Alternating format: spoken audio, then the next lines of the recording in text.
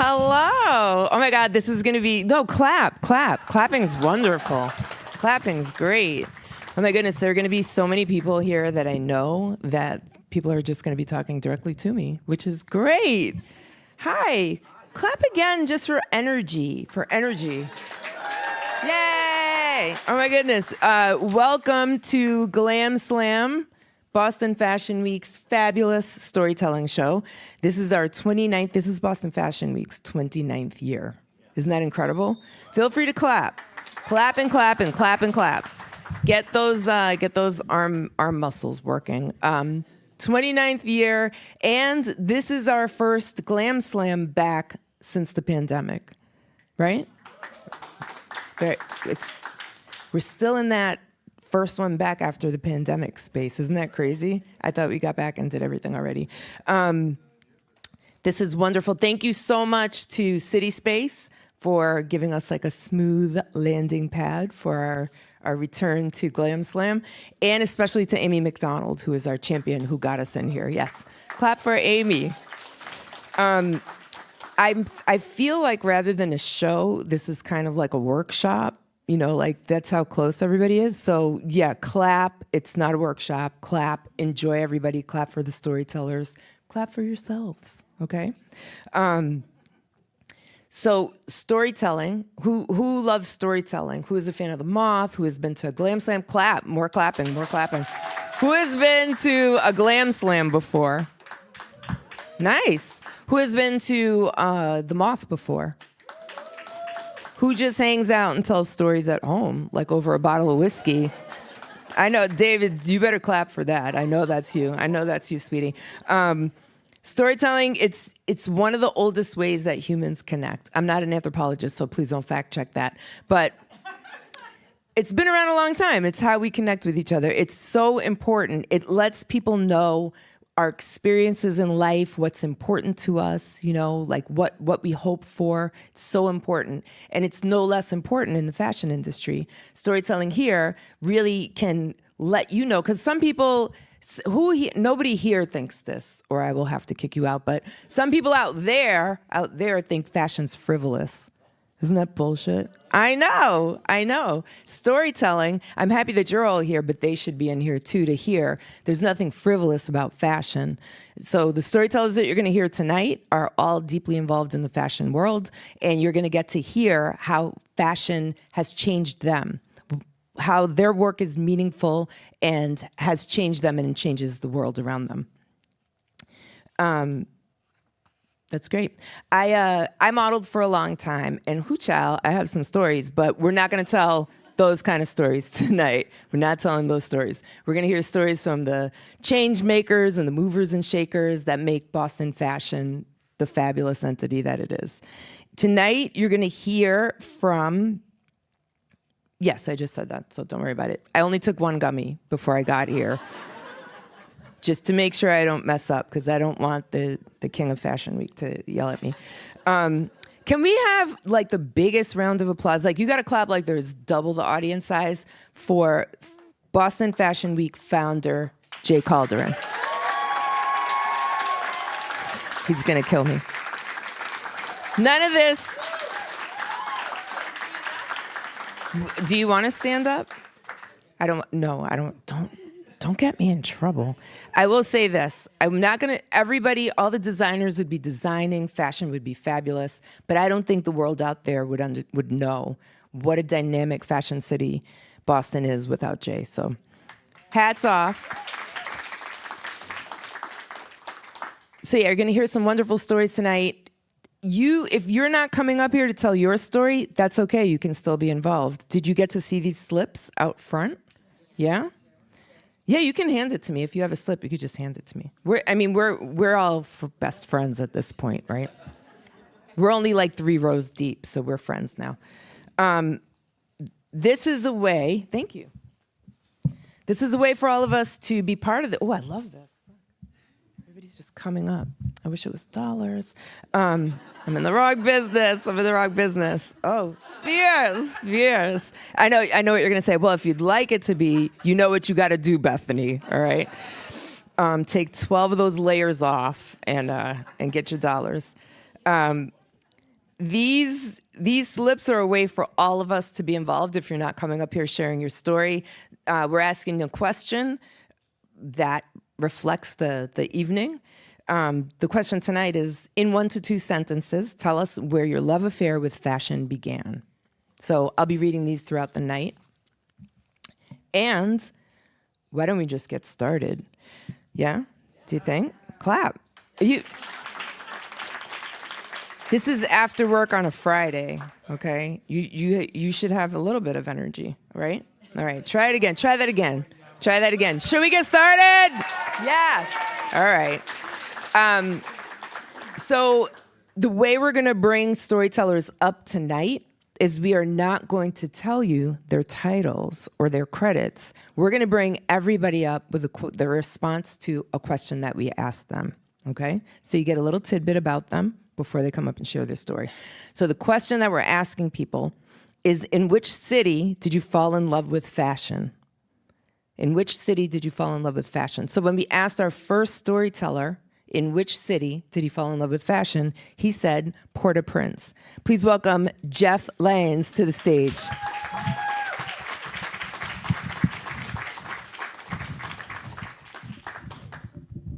Thank you. Hi, Jeff. Et Dave.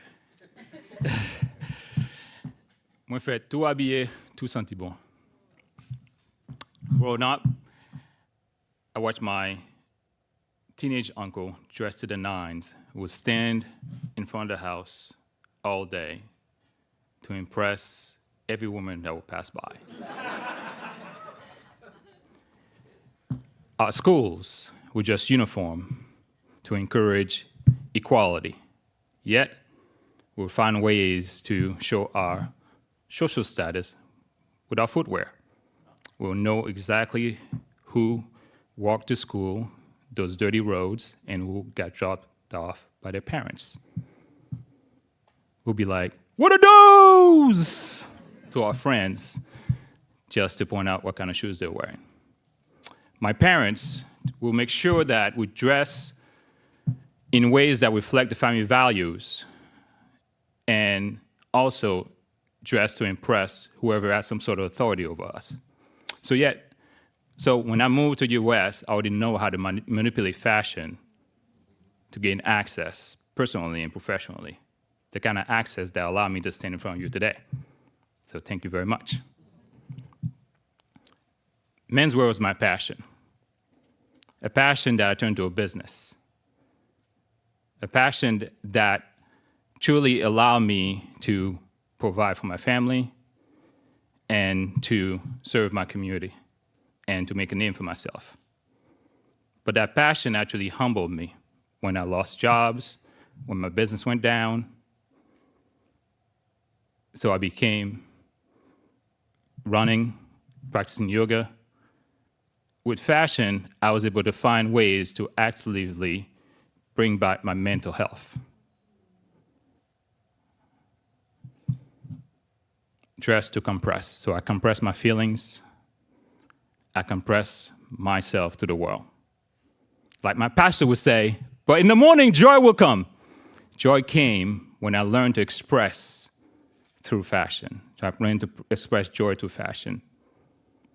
And I express leadership when I lead retail organizations, the way I dress.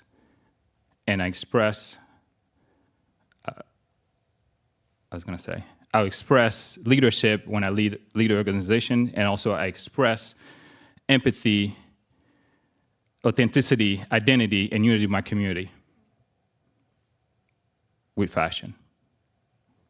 My name is Jeff Lyons, and I dress to express myself.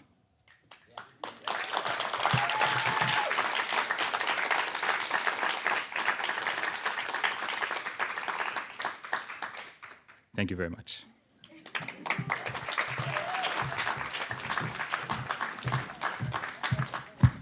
Keep it going for Jeff Lyons. I love that. I dress to express myself. So I'll read a couple of slips, a couple of your answers up here. The question again is, tell us where your love affair with fashion began. And this person responded, when I started getting catalogs in the mail. That's it. That's when it starts. That's the gateway. That's the gateway drug, right? Tell us where your love affair with fashion began. This person says, I'm actually in love with my fiance's love of fashion. I see it through her eyes. It enhances my understanding and appreciation. Oh, couple goals. I love that.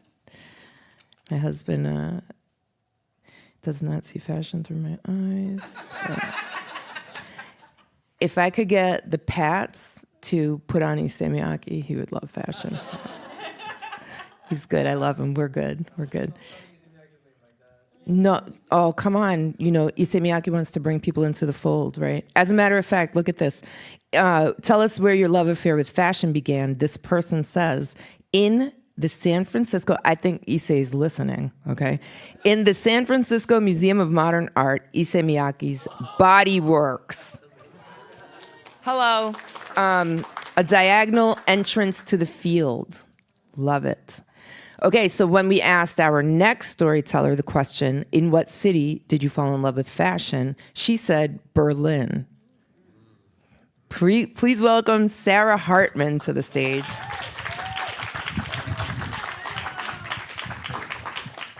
Thank you for doing this for me. I was most afraid of this part. So, hi everyone, I'm Sarah Hartman. I run the entrepreneurship program at Massachusetts College of Art and Design, which means these days most of my energy is focused on helping artists and designers establish economic agency for themselves. But when I was younger, I would have really confidently told you that I was born to become a costume designer for science fiction. And while I still try to channel sci-fi bad guys when I get dressed every morning, I want to tell the story about the job that completely changed the trajectory of my life and my career. So I went to Massachusetts College of Art and Design. Yay, that was a prompt for a cheer. And after graduation, I moved to New York and took a job as a production assistant working in the costume departments of TV shows and major motion pictures, which sounds really exciting and glamorous, but it was really like every Devil Wears Prada-esque cliche of doing unimportant errands, bringing coffee, and being yelled at for doing a bad job doing unimportant errands and bringing people coffee. At the time, there was no like pop culture dialogue around toxic workplaces and economic agency, et cetera, et cetera. And I just normalized this as, all right, I am paying my dues. This is what everyone has to do. And about 2 years in, I got the job that I thought was going to be my big payoff. I got hired to work in the costume department of a really big budget, post-apocalyptic sci-fi movie with a big marquee actor as the star. So yay, like it was my moment, right? And even better, the team that I was working on was led by a textile artist whose work I had grown up admiring, someone who was really one of my heroes who had led me down this path. And even better still, everyone I worked with was nice, which was a really big shock and took me a while to get used to. And since this is called a GlamSlam, I wanted to take a moment and describe the costumes that we were making. It was really spectacular. So the team I was on was rushing furiously to create clothing for a small army of actors who were playing these flesh-eating zombie vampire creature things. We were told they were vampires and we weren't allowed to call them zombies, but by every measure, it was clearly a zombie movie. And so I had the pleasure of being in the room in close proximity to one of my heroes while we had discussions about, does this dye color look enough like sickly flesh? And, do these, which treatment looks more like a pussy blister, right? So,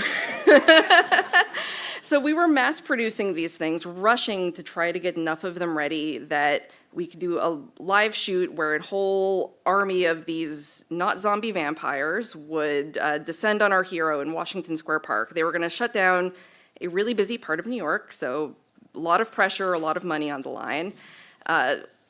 We got everything ready in time. It was really exciting to be on set, to watch all these things wandering around Washington Square Park and watching the confused people wonder what was happening from behind police barricades.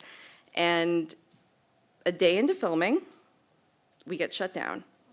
Not by the city, but the powers that be up above, the people with the money, decided to take the movie in a different direction. So the first thing that happened, this whole army of actors, many of whom were probably thinking this is my first big movie, who had all shaved their heads for the part because the supposed disease made everyone's skin like blister and boil up, get laid off. And then one by one, my team starts getting laid off too. But my team is very generous. I was the least important person there. But all around me, my coworkers, one by one, are being let go. And I keep coming to work. I'm like, oh, this is really a shame. This is the best job I've ever had at this point. I'll be sad to see it go. But this funny thing happened where I was so cheap and so unimportant that they forgot to fire me. So I worked on this movie literally for 6 more months. They even sent me home for a 2-week Christmas break and brought me back for several more months of doing nothing. So now it's just me and my hero showing up to work every day in a defunct costume shop surrounded by a pile of no longer needed skin suits. And we had a lot of time to kill, so we got into this routine where he would teach me tricks of the trade, show me really cool new textile processes that he had created himself, and I would entertain him with my secret gift for making prank phone calls. Eventually this job was going to come to an end. Movies are always temporary. They have to come out in the theaters, and that's the end of it. And when this project wrapped, I was supposed to move to Los Angeles and start in what I thought was my dream school, the MFA program for costume design at Cal Arts. But something happened along the way while I was working on this movie. It was the first time that I wasn't anxious and stressed at work because no one was yelling at me. And I took some time to reflect and realize that even as much fun as I'd had on this job, I hadn't made a meaningful creative decision in years.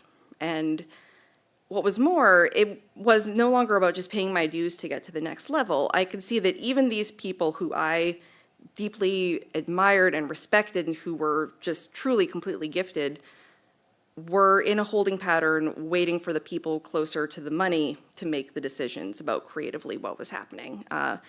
That was my wake-up call, learning that the people with the most creative freedom are the ones who have the ability to make the financial decisions. So naturally, I blew up my entire life. I dropped out of my MFA program. I never took another movie. I moved back to Boston, and I went to business school. But I think the best way to end the story is to tell you that this weird little ghost of my former life followed me back here. As I said at the beginning, my name is Sarah, which unfortunately is the most common name of my generation. And I know that people thought so little of me as a person that I am probably still in lots of people's phones as Sarah PA, Sarah production assistant, Sarah wardrobe, etc.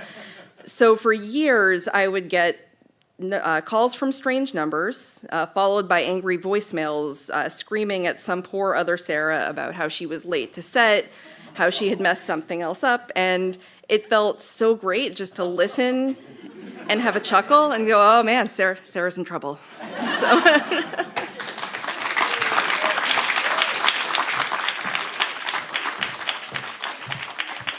Keep it going for Sarah Hartman. I love that. A little bit of schadenfreude. Some other Sarah's in trouble. Huh. Okay, tell us where your love affair with fashion began. This person says in Vermont, about 1980, via GQ magazine. I was a teenager then. I'm almost 60 now, and the love affair continues. Very nice. You can clap. Thank you. Thank you, Evelyn. You'll be the clap leader, okay? You lead the clap leader. It's like the line leader, but you're going to lead the claps. Tell us where your love affair with fashion began. When I didn't want to follow the masses like being preppy, I wanted to be original and have a creative flair. Yas. Very nice. You're good. You got this whole row. There, I think you get to turn around and clap out. I think you got to do a little Nancy Pelosi at them next time. Tell us where your love affair with fashion began. I would travel to Montreal from Vermont to visit my grandparents and would be so excited to see people dressed fancy, in quotation marks. I was obsessed. God, all of them. You're the best clap leader I have ever known. I think they... I make them clap. I like that. That's good. You can make a t-shirt. I think there's someone here that can make you a t-shirt. When we asked our next storyteller, what city did you fall in love? In which city did you fall in love with fashion? She said, Accra. Please welcome to the stage, Queen.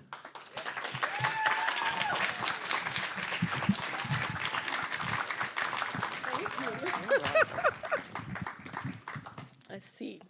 Hello, everybody. Hi, Queen. Hey. That's my hype woman right there, Evelyn. Make it clap. Yes. Well, welcome, everybody. And being invited here to speak is an honor. I remember the last GlamSlam, I was blown away by the speakers. When I was invited to speak, I was like, where do I start? So if you don't know me, my name is Queen Alote Papo, and yes, I was named Queen by my father, who declared to the whole world his queen was here. I will tell you the story another day. Where do I start from? Do I tell you about my father, who was larger than life, who believed that life was meant to be lived here on earth and not in the grave, so every day was a party day. And he literally would invite people every Thursday. He would be like, what do you have doing today? It's Thursday, it's my birthday, come to the house. My poor mother would get home and there were people lined up. Mr. Abe says it's his birthday. No, it's not. It's Thursday, it's my birthday. So that was the kind of father I grew up with. Do I tell you about my mother, who has been my momager in practice, without whom I couldn't have been here today. She's been alongside myself every step of the way, dreaming, imagining Queen Adeline. So Queen Adeline, which is my brand, it's a sustainable wearable art studio brand that creates fashion for women on the go. Do I tell you about my grandmother, this 4.5-inch woman who had, she was so strong. Her greatest suit was her resilience. That was how tall she was, 4.5, with the strongest resolve ever in life. Or do I tell you about my great-grandmother, who was the fashionista of my household? A lot of designers would tell you, I grew up sketching, playing dress-up with dolls. No, I wasn't that child. I was going to go to law school. I was going to march down the corridors of the lawmaking, making policy to bring change. And so I did my first degree in political science. I did my master's degree in business, and I was going to change the world by changing policies that could bring equity to people. Fast forward, I got out of Accra, got to England, went to school, love came calling. I came to Boston, and I was excited. I was leaving England because it was wet and gray and dull.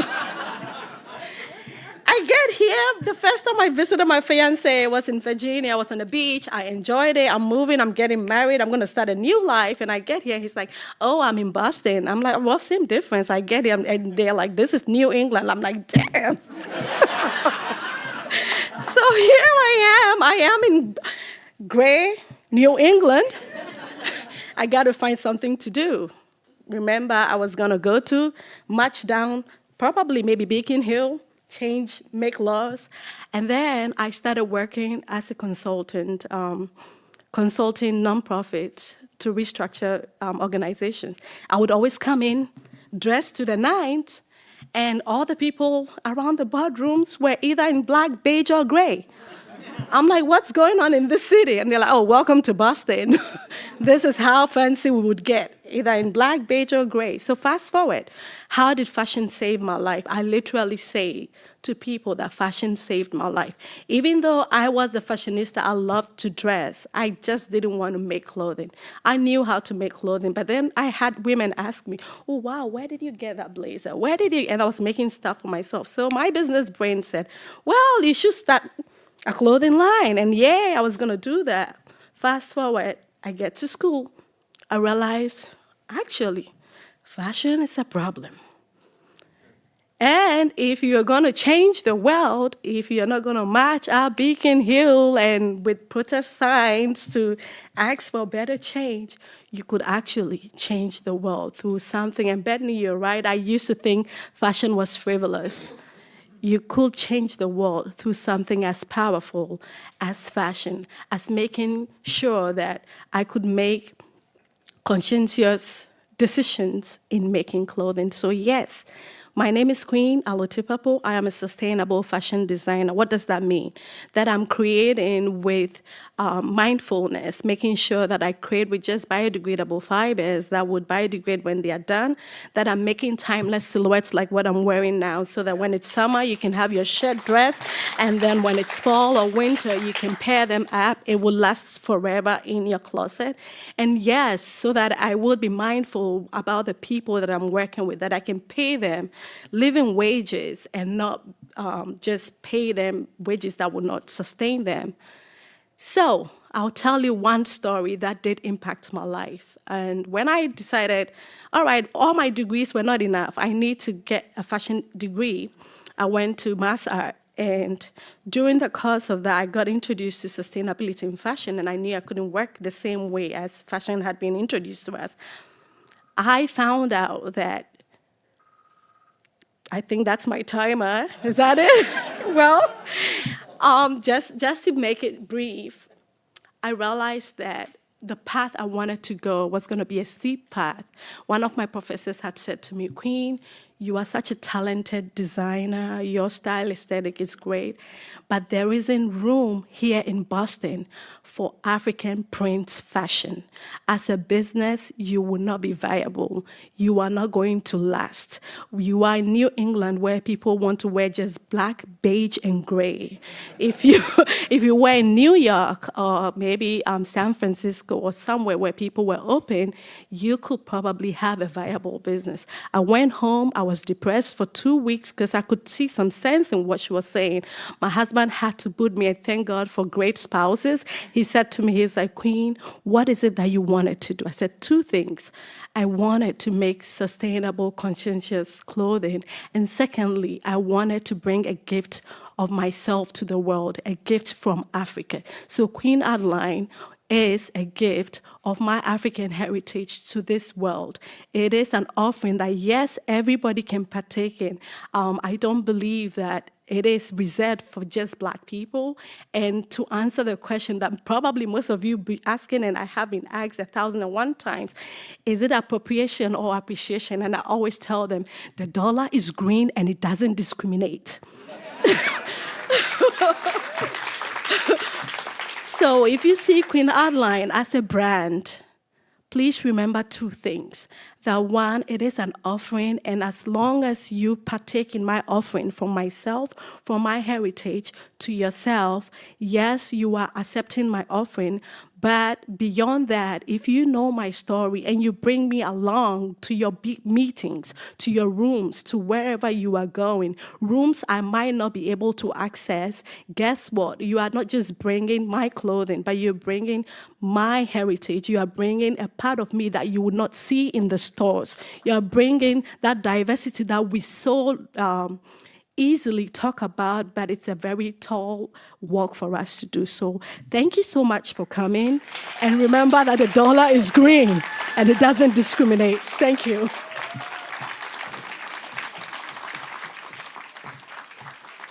Keep it going for Queen.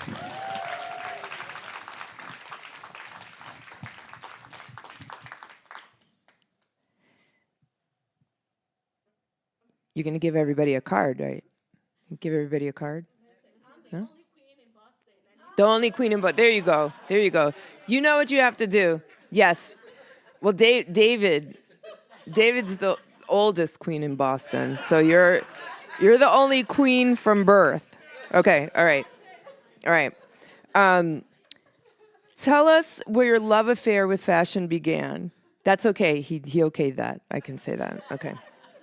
We go way back. Tell us where your love affair with fashion began. I came out of the womb bawling. My mother correctly assumes that I was crying because I was unhappy with my outfit. She put a hat on me. I calmed down, and the rest is history.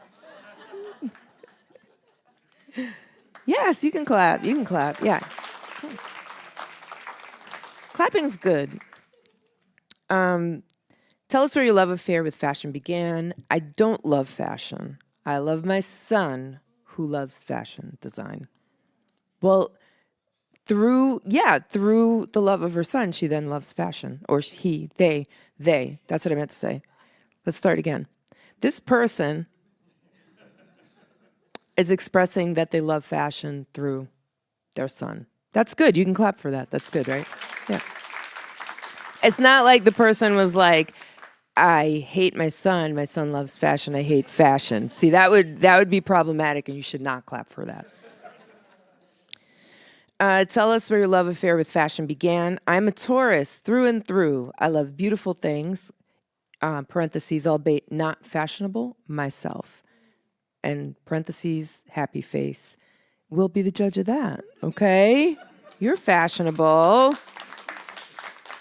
Everyone's fashionable. Okay, when we asked the next storyteller in which city did they fall in love with fashion, her reply was Carlisle, Massachusetts. Please welcome Valerie Fletcher to the stage.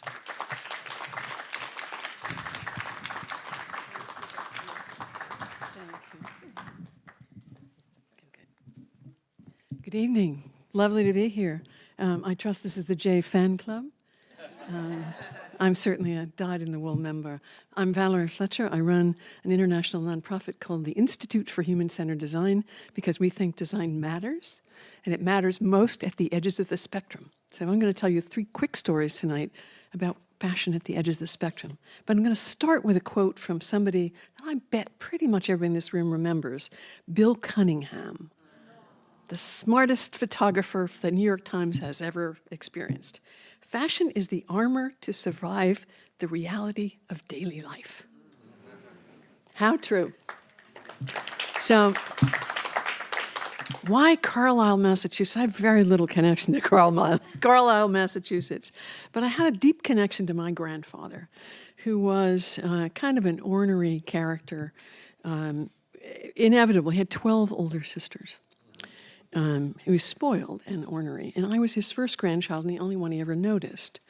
And I spent my summers with him. My parents left Boston, and I spent my summers with this fabulous ornery character who gave me Pickwick ale to drink and bareback Luckies when I was 8.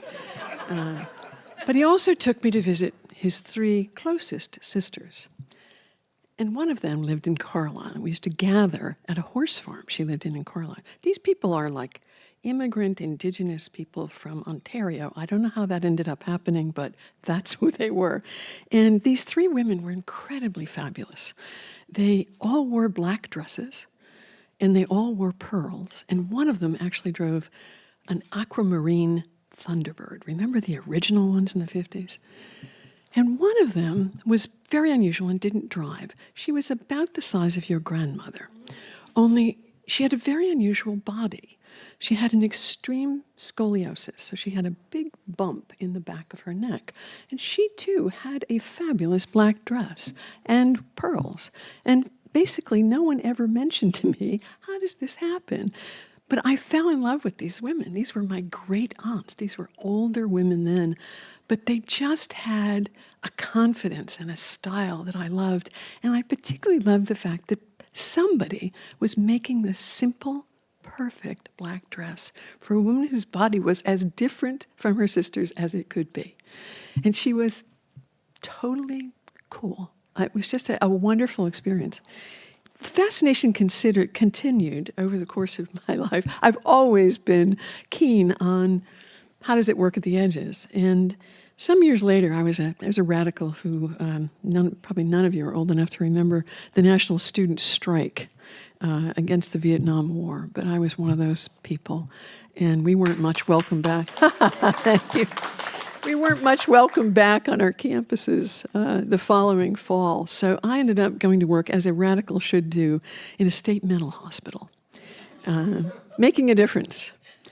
And it was a moment in time of one of the ugliest words in the English language, deinstitutionalization. You know, these big arcs of state hospitals with 1,000+ people in them were deciding we need to move people into the community. This is really not right. And I didn't have a whole lot of power at that time, but I did have the freedom to say, can I help with that?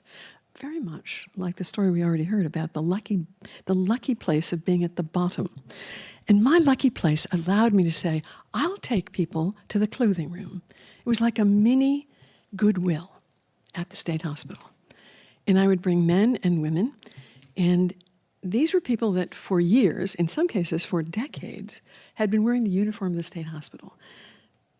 Close your ears. This is painful for a designer of men's clothing, but the men all wore gray, baggy pants, and they wore cotton shirts, utterly square, with short sleeves. That was the uniform. And women, regardless of age, weight, all wore flowered house dresses. It was monstrous. And we were struggling to get people interested in a life outside of this institution, because we just couldn't understand why they weren't thrilled with the prospect. They weren't thrilled until they hit the clothing room. And in the clothing room, suddenly, it was like there was inspiration for who they really were, that they could choose whatever they wanted. And it was an extraordinary experience. I begged to go back every week. Let me bring the men, let me bring the women, because over and over again, people who were often silent, enlivened in the face of cool stuff that they could choose freely. So that was one story. And I'll leave you with a last story. I actually cared a lot about the consequential reality of fashion that I've always believed in deeply. And I actually had an atelier for a number of years, and it was a combination of art and fashion, but I was never one for clothing that doesn't fit. So it was inevitably clothing that was fitted, which meant that it was clothing that was quite expensive. Dresses, jackets, suits. And I rather quickly realized that the people who could afford that, they were sold in stores I was too young and poor to go into. But then I had private clients, and they were really interesting women. They were professional women who were professional women at a time when not many women got that opportunity. They were lawyers and professors and a couple of doctors. And I learned a lot from them, partly because they were basically pushing 60 or above. And that was the population who could afford, really distinctive clothing that was designed for them. And part of what I learned very quickly is that part of the challenge was that these were women who knew who they were tremendously confident, but they wanted to be distinguished by telling a story through their clothes. Telling their story through their clothes in bodies that were 60 and 65 and 70. And I learned a lot about the power of design to minimize those limitations. And I just loved it. It was so exciting. And I think that's why I do what I do today, because I believe design is the thing that allows us to really be who we are. And it can be nasty, a lot of bad design out there in the world, you probably noticed. But fashion is often the place where people makes your blood run faster. And that's why we love it. Anyway, thank you.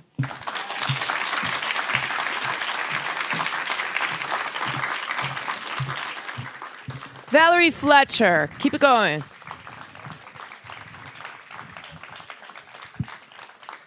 We have 2 more storytellers for the evening, and I'll read a couple more slips. Tell us where your love affair with fashion began. Funnily enough, with a pair of Puma suedes. Mundane, I know. I love that. I love Puma suedes. Tell us where your love affair with fashion began. Virgil Abloh took streetwear into fashion design. Streetwear in a double-sided arrow, high-end fashion. Spill a little out for our homie. Tell us where your love affair with fashion began in elementary school when Mom would take me shopping for school clothes. That's very sweet. When we asked our next storyteller, in which city did you fall in love with fashion, his response was Providence. Please welcome to the stage David Joseph.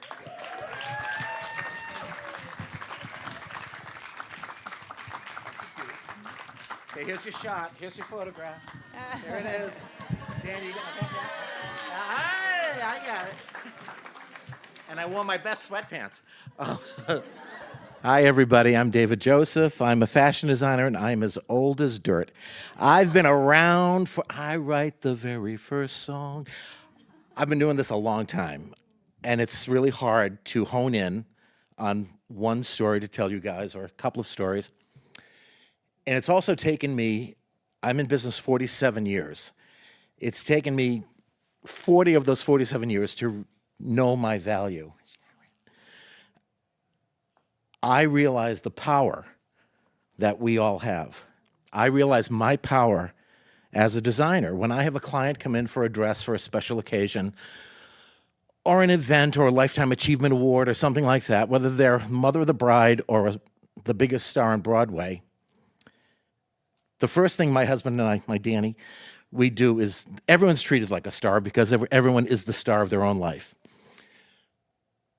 But it is important to watch the women who come to me who feel insecure, who the first thing when they sit down is apologize. I didn't lose the weight. My daughter's getting married. I wish I were thinner. When I did get married, I had a 24-inch waist, and look at me now. And then I show them my belly, and then everything is back to normal. And I noticed from the very first day when they're sitting there with me and crouching and making themselves smaller, and then we sketch and we come up with a design, and then we start making the outfit in muslin, and then we're creating the actual fabric, and the metamorphosis of the caterpillar to the butterfly is so apparent in front of Danny and me that the power of a designer is endless, We can make a woman who is starting not liking herself into feeling like she's the most beautiful woman in the world. So that's one little thing I want to start with. And I wanted to flash my boobs. But I do want to tell you one really cool story that's taken 50 years to happen. So I hope you have dinner and a bed over here because it's going to be a 50-year story. No. When I was a young kid, when I was 12, 13, 14, 15, my parents divorced. My mother had the kids. We had to move to a different neighborhood, so I had to leave all the kids I went to high school with, junior high school with, and elementary school, to a different neighborhood in Providence, Rhode Island. And it was a shitty, horrible neighborhood. So suddenly I was this 13-year-old gay boy. I mean, I wasn't practicing. I didn't know I was gay. I was just a kid who was called gay and bullied and faggot and beaten up and all of that stuff, all of that horrible stuff that happens to bullied kids. And yet, every night I would go home from school and I would sit and I would make my clothes that I was going to wear the next day at school, knowing I would be bullied and beaten up. So there was this something in me. There was this bravery in me as a kid, and I didn't realize it then. It's now that I realize it as I'm writing a book about my whole life. So I look back at all of that, and I realized several different things. There was a place in Providence, in Silver Lake, that sold hot, stolen clothes, bikes, tires, shoes, whatever you wanted, they had it. And they had an area that had music, albums. And I went to the album collection, and I came across an album where I just loved the cover of the album. I loved the way the woman looked on the album cover. Her name was Melissa Manchester. And I bought the album, not knowing any of the music. None of her music was on the radio at that time. It was her first album. I bought it, sat and listened, and realized this woman is singing to me. She's telling me what I need to hear right now so I don't hurt myself, so I don't go down that path.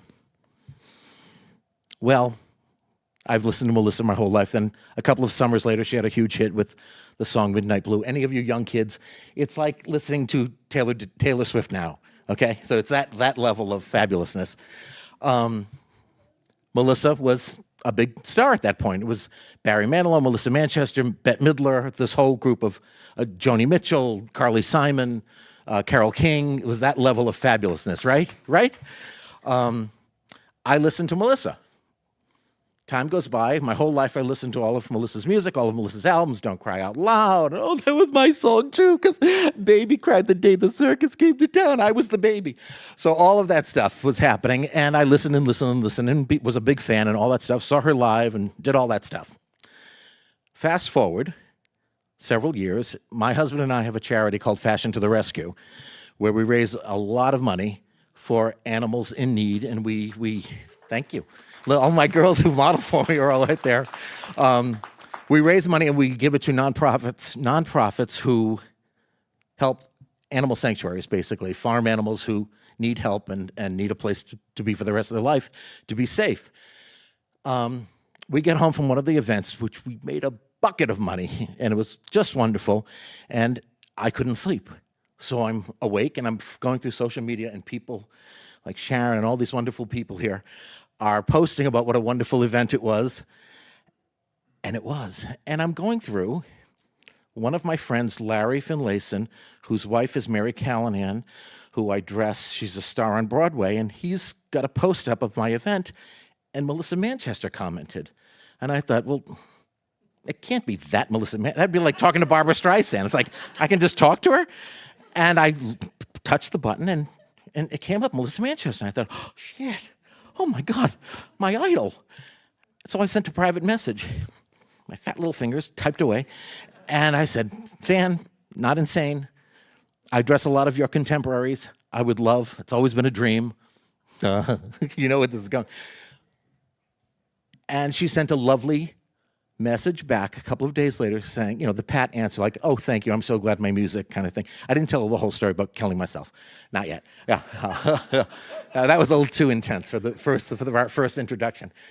So she sent a lovely note, and she said, well, I'm going to be in New York performing with Michael Feinstein at a place called 54 Below, which happens to be our favorite place in New York. And come see me. So I had a Melissa Bling t-shirt as big as my ass, and they sat us down right in the front by the stage, and we happen to know Michael Feinstein from his association with Judith Light, the actress, who was a dear friend of ours, because I used to dress her for Who's the Boss. That's another story. Jay, I'll be back in 1 year, or I'll still be talking in 1 year. So Melissa performs. She sees my shirt. Lovely. She gives me a hug. And the show's over. She didn't invite me backstage, because, again, I look like a nut. And we wait in front for her, but there's a billion fans out in front, and I'm just not that type that likes to stand and, wait at the stage door. I always feel stupid. And, well, my husband said, no, we're standing here. This is your dream. Oh, my God, that reminds me of a Cher story that I almost missed out on, because I was going to bed, and Danny said, get out of bed, we're going to see Cher. And we met Cher. But Jay, next year, the year after, too. Oh, God, I'm exhausted. We wait. We meet Melissa. We see Michael. And Melissa, after all the fans leave, she takes some time with us and takes pictures. And it's lovely, and it's wonderful, and it's everything you've ever wanted your legend to be. The next morning, I sent her the pictures and said, thank you. And remember, I'm a fashion designer, and I would love to. And she sent me back a note right away. And she said, what did you think of the outfit I wore last night?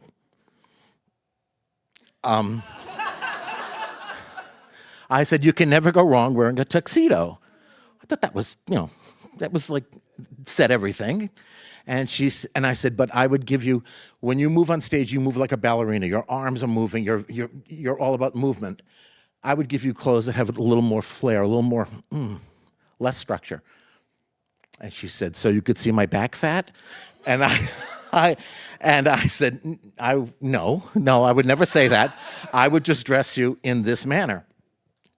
And she said, well, I'm going on tour with Dave Koz, the saxophonist, the day before Thanksgiving, and we end New Year's. I need something in red, I need something in green. Send me some sketches. So I did. We FedEx sketches to her. But all of it worked. She called me the next day. Okay, let's do it. So long story short, now we're in Los Angeles. That tour was really fabulous, and it was a big hit, and the clothes were great. Then COVID ruined everything. After COVID, we're with Melissa for a new tour, and we're sitting in her living room, and my husband has this thing. Danny says to me all the time, we're in these incredible situations that we never thought we'd be in. He says, look at us. We're just two assholes from Waltham.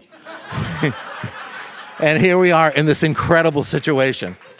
So we're sitting on Melissa's couch, two assholes from Waltham, and I've told you the story of, as a young kid, how she saved my life. Her music saved my life. And she said, without a flinch, I hear that all the time.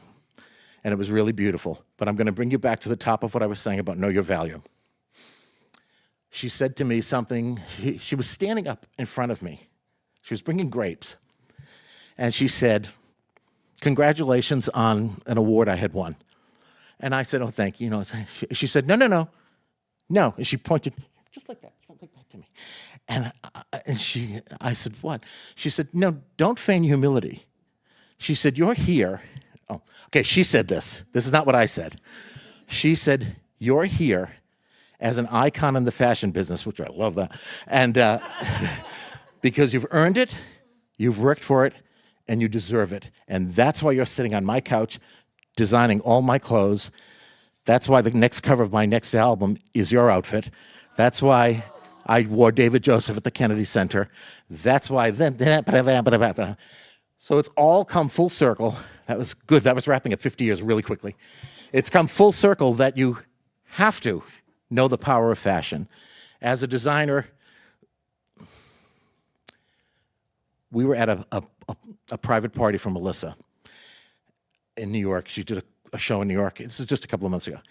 And all of her gay friends, and we're only with all of her best friends, her dearest friends, about 20 of us. And every gay guy ran up to us and said, David, thank you. I said, for what? For what? What? I said, she doesn't look like she's shopping at Walmart anymore. That's the power of David Joseph. Thank you.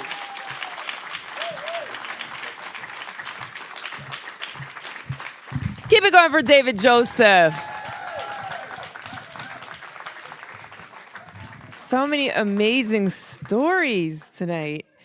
Tell us where your love affair with fashion began.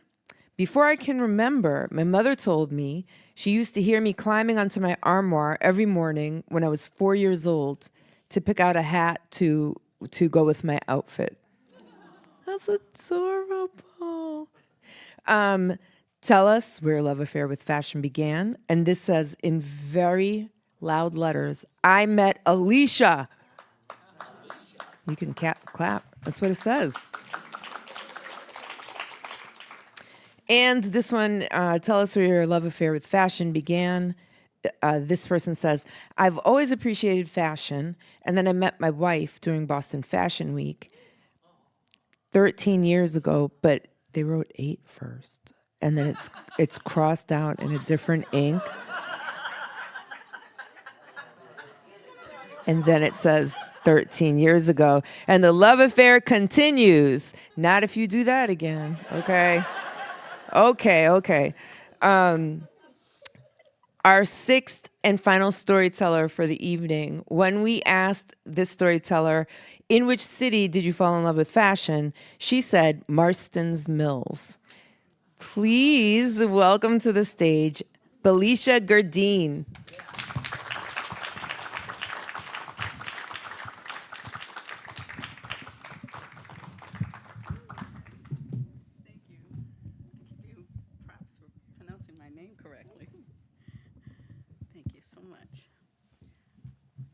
Okay, I am sitting down because I haven't had on high heels since, 1912? When was it? All right. But I had to sit down. Move the mic a little. Closer. Adam, do we need it a little bit closer? Is that good? Need it Yeah. a little bit closer, yeah. So, the answer to that question, Marston's Mills, came about when I was 8 years old, and my parents had two friends, Rob and Inez Carica, and they made enameled ashtrays and collectibles on Main Street in Hyannis. And Inez was this ultra cool, sleeveless mock neck turtleneck, low slung white jeans, plain, just one toe in the sandal, the Grecian sandals. I mean, she was just like freaking smooth. And she took me to see Godspell when I was 11. So that's that. That's a whole nother story. So when Jay asked me to participate in GlamSlam, I was honored. I've participated a couple of times in showing my artwork. I am a fashion illustrator, trained as a fashion illustrator. And I went to school at New England School of Art and Design, which is now a part of Suffolk University. I graduated with an associate's and a double major, and my major was in fashion illustration and graphic design. And when I left school, they were bringing in the computers to show people how to draw. So that's how long ago that was. Long time ago.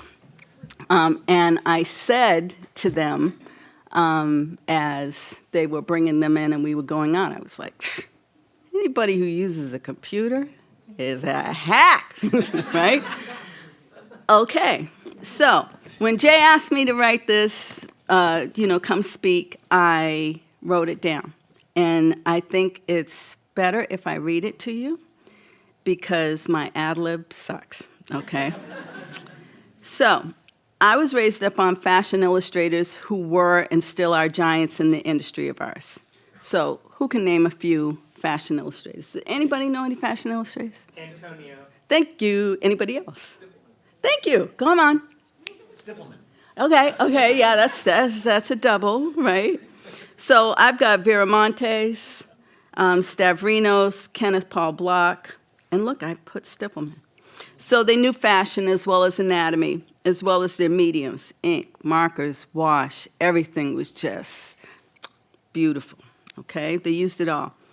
So when I graduated school, I'd envisioned my life as this, in-demand artist. Steady stream of great gigs, little red sports car with my trusty portfolio, riding shotgun, frequent visits to fashion houses, and close friendships with fabulous models.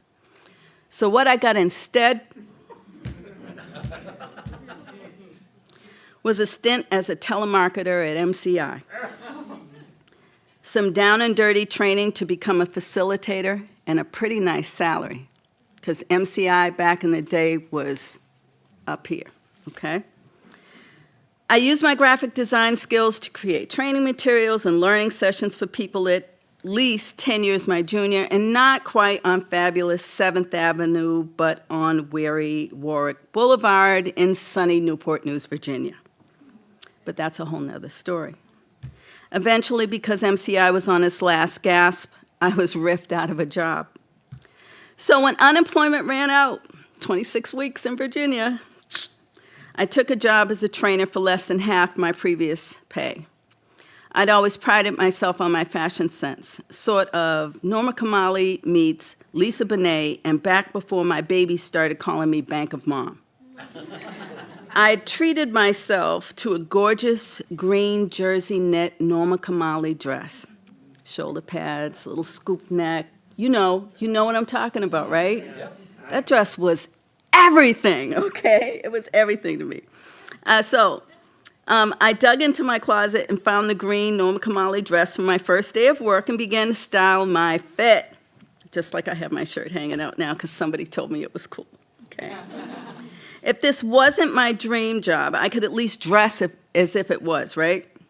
A quick roller set, chunky bangles, some espadrilles, right? The matching espadrilles, right? And a smoky eye finished off what I felt was the perfect look, forgetting that I had to factor in a 40-minute commute, withering humidity, and a green minivan that decided to run out of gas that Monday morning. And wait, did I forget to tell you I was supposed to be at work at 6 o'clock in the morning? Yeah, okay. So I'm one of those people that if I know I have to get up in the morning, I am an immediate insomniac. I can't go to sleep. So I woke up and I was bleary, just crazy. So I managed to get to the gas station before getting on the highway, got out of the car, and proceeded to step in someone's Sunday night sick. In my espadrilles. Great, okay. While fighting with the mess, the gas pump in my debit card, I caught sight of myself in the side view mirror, going like this, and saw that I was now sporting a full-on afro. Drooping in the middle, no natural curls, just that mature poodle look. And I kind of have it now, because I have the gray, okay? Love it. All right, so I filled the tank up back in the car and proceeded to cry most of the way to work so that I looked like Edward Scissorhands, body double around the eyes, okay? So in the kitchenette at work, I found a bottle of Windex to clean off my shoes, and yes, it does really work on everything. Along with a nice, fat, break-all-your-hair-off elastic band to corral the poodle, and I was off to a great start. The only thing that looked untouched and unbothered that day was that green Norma Kamali dress, still hanging perfectly from my bruised ego and my padded shoulders. That dress is long gone, but at least it had my back that hot summer morning. So in 2009, I'm old school, I became serious about rekindling my dream to be a full-time artist. Until then, my creative life always took a backseat to my corporate life, the job that paid the bills. I decided that each weekday meant working 9 to 5 or later in the office.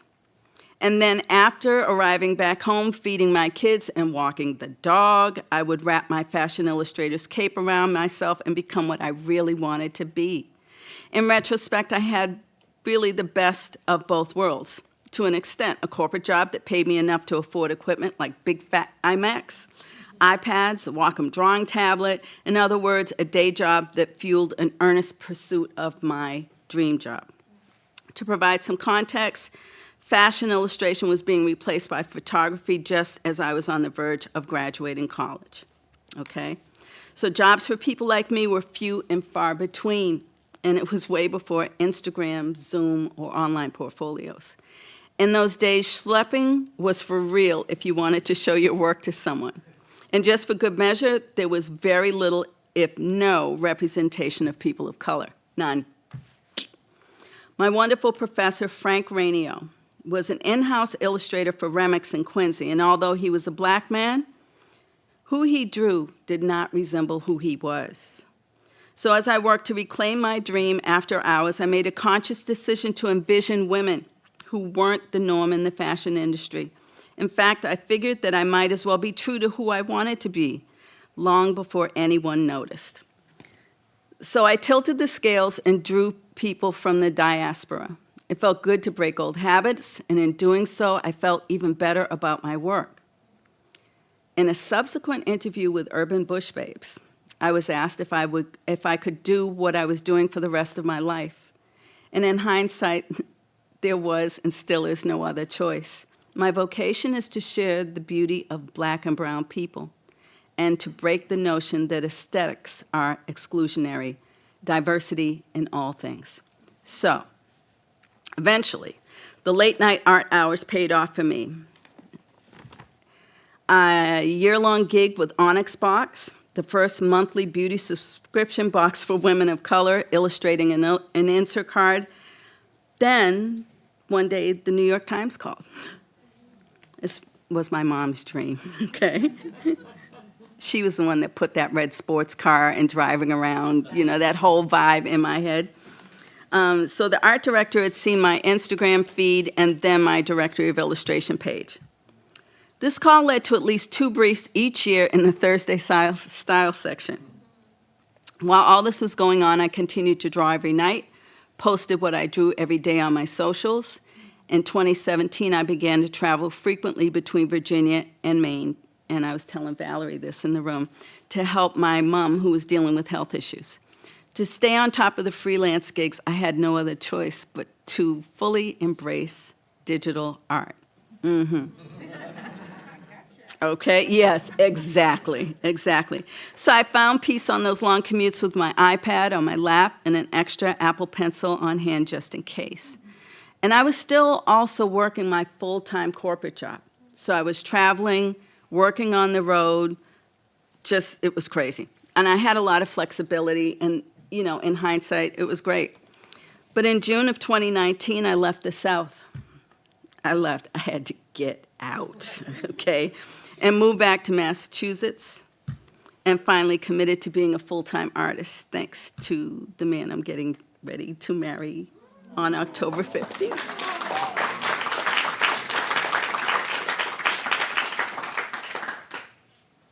We dated each other when we were 20 and 21. So I moved back to Massachusetts, finally committed to being a full-time artist, continued my daily practice of drawing nightly and posting my results in the morning, mostly to keep a record of my process, confidence, and just hanging tough. I'm no spring chicken. I've been doing this for a long time. If 2009 I started to do stuff, in 2019 I was getting some gigs, I was still hanging in because I was damned if somebody was going to beat me, okay? So in late October 2019, a wonderful thing happened. After years of tagging fashion industry VIPs like Naomi Campbell, Pat and Anna Cleveland, John Legend on portraits that I'd drawn, I noticed that Norma Kamali, and you can show the first picture, that Norma Kamali, hello, what's that picture? Hola, picture. Okay, so anyways, that wasn't the one. That was the second one. Okay, never mind. So let me just move ahead here. Yeah. So this is digital work. Okay, it's Procreate Sketchbook Pro. So anyways, I gotta go in there. So I noticed that she began to follow me on Instagram and began to frequently like my work. Freaked me out, okay? I just run in the room and go, Brian! Okay, right? Someone reached out and asked if I would take a call with Norma Kamali. Now show that picture. Because she's seen this, and she called me. And there's me in the corner. Yay! And there's Norma Kamali making a funny face, but I was screenshotting. I was going like this. I was screenshotting on my phone. I was screenshotting on my iMac. I had my toes going. I was like, oh my God, right? So it was as if all my dreams converged during that call. I'd always been a Norma Kamali fangirl, but here was this woman saying that she hadn't seen anyone's work like mine since Antonio's, who was a great friend of hers. Recognition for all those years of being unnoticed, but plodding on and on and on. Sketching during meetings on Post-it notes, that was me. Searching for resources that foregrounded Black and brown people. She asked me my age, and in that moment I became unsteady. Then I felt that if anyone should understand longevity and perseverance and just plain dogged determination, it would be her. The common thread we share is that you keep going, no matter what. And I promise this is the last bit, okay? You may have become accustomed to keeping your head down, keeping your nose to the grindstone, but every so often look up and acknowledge that your dreams are edging closer and closer. In fact, you are really in the midst of your dreams and are reaching goals that you didn't even know you'd set for yourself. When you get to where you thought you should be, it might not even be the same place you'd imagined, but keep going. So I leave you with this. If you're an illustrator, artist, whatever, specializing in fashion, then draw every day, sketch every day. Your style will emerge as a result of practice, discipline, and method. If you love fashion, embrace all of it. Whether it matches your own aesthetic or not, Your clients will thank you for your inclusivity. And lastly, don't be afraid to give of yourself freely. That doesn't mean working for $1.50 an hour, okay? What it means is finding the best audience for what you create, sharing what you know, learning from others, and spending your knowledge in places where your creativity will find the best return. And it wouldn't hurt to buy a green dress. Thank you.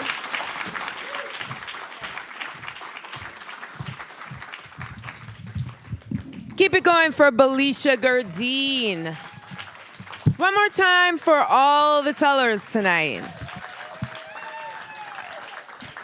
This is the end of our programming here. Tonight, I would like to leave you with a challenge, okay? If you have not already done so, go out and get yourself a piece from a local designer, okay? Raise your hand if you've already done that. No? Okay. A lot of you need to go shopping tomorrow, okay?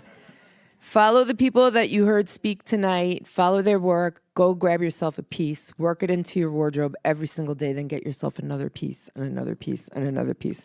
Because supporting local fashion is so important. And it's why Boston fashion is way up there now. So keep supporting. Thank you so much for coming out.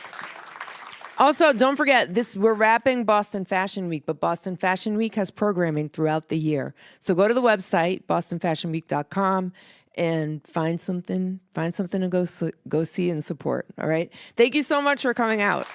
And thank you to WBUR CitySpace, Amy McDonald, and one more time for Jay Caldron. Thank you.